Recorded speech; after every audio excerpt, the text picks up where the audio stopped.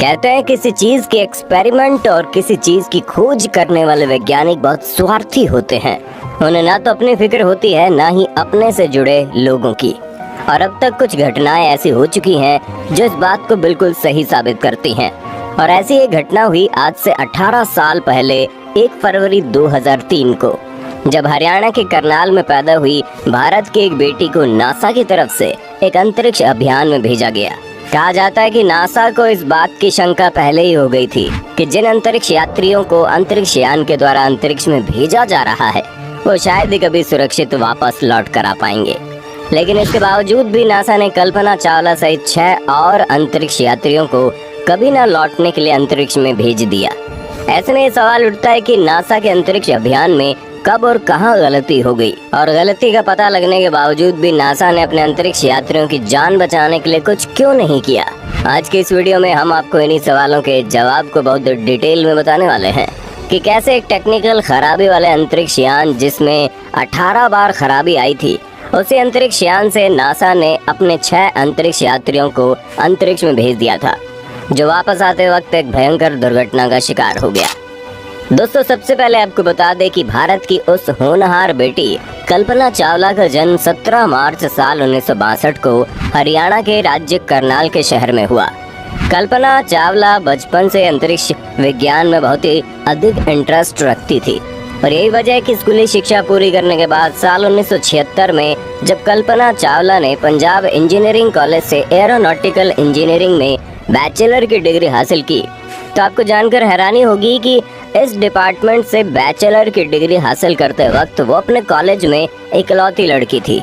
Bachelor की degree पूरी करने के बाद साल 1982 में कल्पना चावला अमेरिका चली गई और वहां के एक मशहूर संस्थान यूनिवर्सिटी ऑफ टेक्सास में एडमिशन लिया, और वहीं से कल्पना चावला ने एरोनॉटिकल इंजीनियरिंग से अपनी मास्टर की डिग्री पूरी की।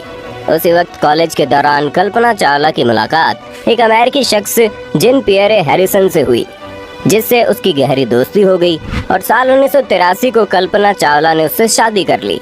कल्पना चावला को एरोनॉटिकल इंजीनियरिंग में इतना अधिक इंटरेस्ट था कि साल 1988 के दौरान उसने यूनिवर्सिटी ऑफ कोलोराडो से इसी डिपार्टमेंट में पीएचडी कर ली, और पीएचडी की डिग्री लेते ही कल्पना चावला ने अमेरिकी अंतरिक्ष एजेंसी नासा के साथ काम करना शुरू कर दिया। ये बात साल 1991 की है, जब कल्पना चावला को अमेरिका की नागरिकता मिल गई, और फिर दिसंबर 1994 को उन्हें नासा की तरफ से अंतरिक्ष यात्री के 15वें समूह में शामिल कर लिया गया। कल्पना चावला एक बहुत ही काबिलियत शख्सियत थी, और उनकी इसी काबिलियत को देखते हुए नासा ने साल 1996 में अपने पहले स्पेस मिशन के लिए कल्पना चावला को उस मिशन की विशेषज्ञ और प्राइम रोबोटिक आर्म ऑपरेटर के तौर पर नियुक्त कर लिया। ये बात 19 नवंबर साल 1997 की है, जब कोलंबिया स्पेस क्राफ्ट ने अमेरिका के कैनेडी स्पेस सेंटर से अंतरिक्ष की तरफ उड़ान भरी। अंतरिक्ष में लगभग 16 दिन का वक्त बिताने के बाद 5 दिसंबर साल 1997 को अंतरिक्ष यान अपने सभी अंतरिक्ष यात्रियों को लेकर सुरक्षित धरती पर आ गया, और इसी के साथ कल्पना चावला अंतरिक्ष की यात्रा करने वाली भारतीय मूल की सबसे पहली अंतरिक्ष यात्री बन गई। अपने पहले मिशन की सफलता को देखते हुए नासा ने कल्पना चावला को दूसरे स्पेस मिशन के लिए भी नियुक्त कर लिया, और ये घटना साल 2001 की है। नासा ने अपने इस मिशन का नाम STS-107 रखा, और इस बार भी उसी अंतरिक्ष यान से अंतरिक्ष में जाना था, जिस अंतरिक्ष यान से साल 1997 में कल्पना चावला अंतरिक्ष गई थी। आपको जानकर हैरानी होगी कि अंतरिक्ष यान में बार बार कोई न कोई गड़बड़ी आ जा रही थी, जिसकी वजह से लगभग 2 साल तक 18 बार लॉन्च के डेट को आगे बढ़ाया गया। लेकिन 18 बार अंतरिक्ष यान में आई कमियों को ठीक करने के बाद आखिरकार 16 जनवरी 2003 को वो दिन आ गया जब अंतरिक्ष यान कल्पना चावला सहित 6 अंतरिक्ष यात्रियों को अंतरिक्ष ले जाने के लिए तैयार हो गया।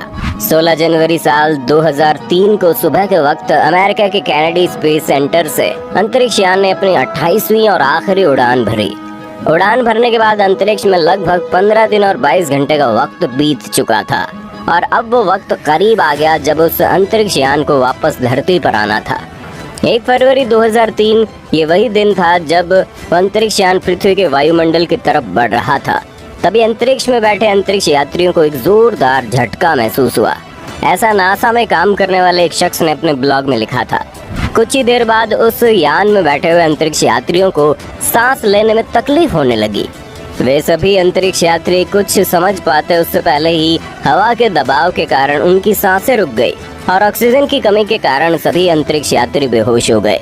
अंतरिक्ष यान का अंदर का तापमान अचानक ही बहुत तेजी से बढ़ने लगा और इतना बढ़ गया कि उनके शरीर में मौजूद सारा खून उबलने लगा।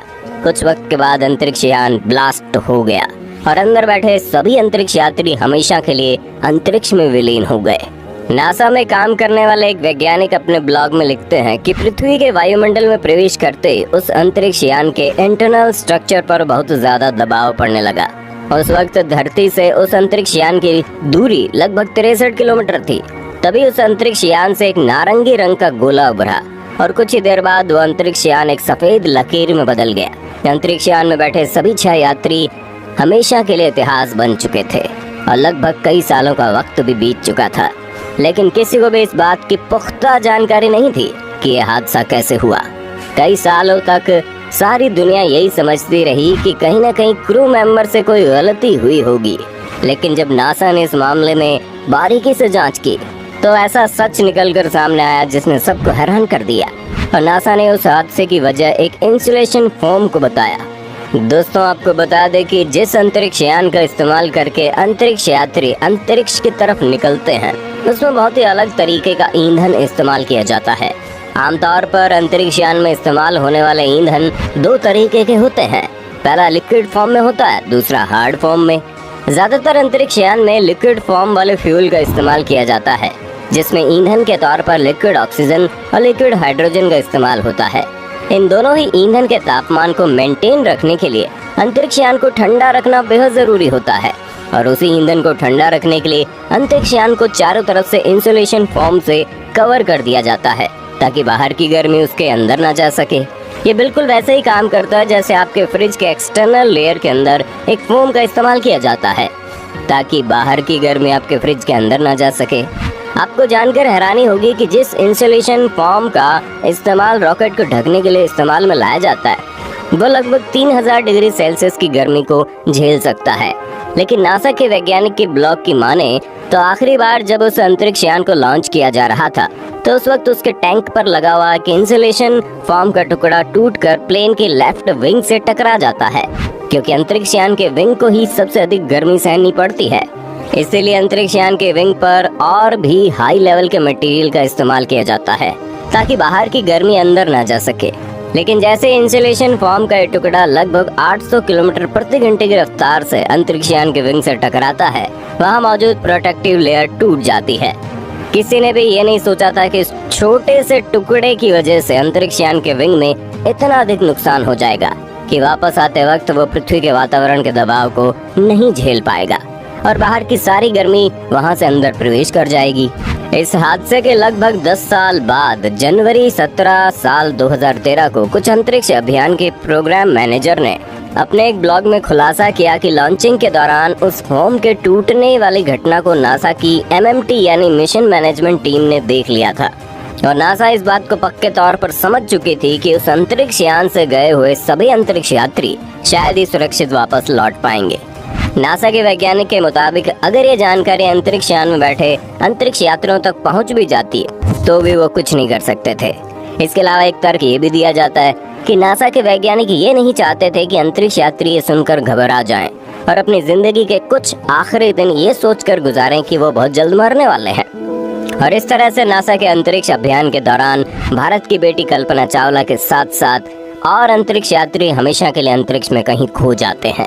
शायद वे अंतरिक्ष यात्री भी एक वक्त कल्पना की तरह आसमान में दिखने वाले तारों की तरह बनना चाहते होंगे और अंतरिक्ष एजेंसी नासा की एक गलती ने उन सभी अंतरिक्ष यात्रियों को हमेशा के लिए अंतरिक्ष का चमकता तारा बना दिया। दोस्तों, उम्मीद करते हैं जानकारी आपको पसंद आई होगी। खैर, अमेरिकी अंतरिक्ष एजेंसी नासा हो या फिर भारत का इसरो, हर जगह के वैज्ञानिकों से कोई न कोई गलती होती रहती है।